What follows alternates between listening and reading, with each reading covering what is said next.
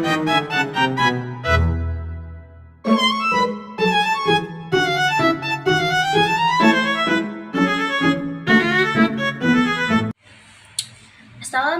warahmatullahi wabarakatuh. Perkenalkan, nama saya Repi Mariska dari Prodi Hukum semester 3 dengan NPM 2474201045.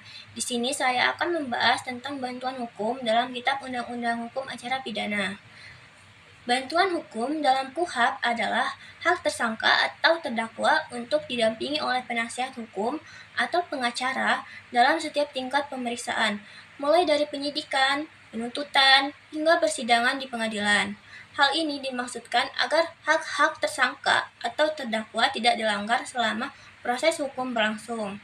Nah, adapun dasar hukum bantuan hukum, yaitu dalam pasal 54 KUHP yang berbunyi, guna kepentingan pembelaan, tersangka atau terdakwa berhak mendapat bantuan hukum dari seorang atau lebih penasihat hukum selama dalam waktu dan pada setiap tingkat pemeriksaan, menurut tata cara yang ditentukan dalam undang-undang ini.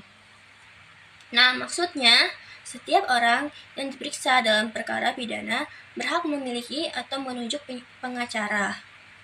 Nah, kapan nih bantuan hukum wajib diberikan?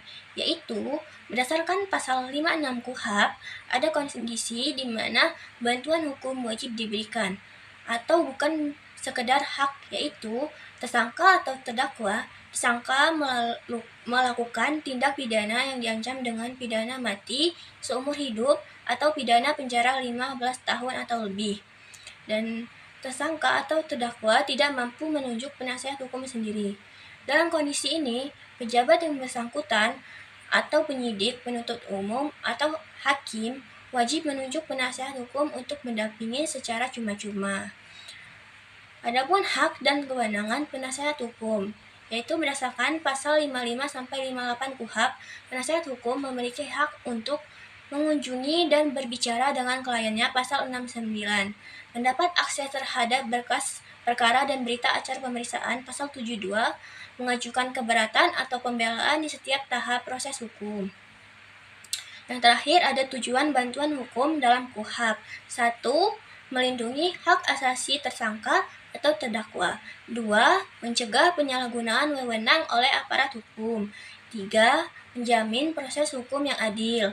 4. Memberikan kesempatan bagi setiap orang untuk membela diri, baik yang mampu maupun tidak mampu. Sekian yang dapat saya sampaikan.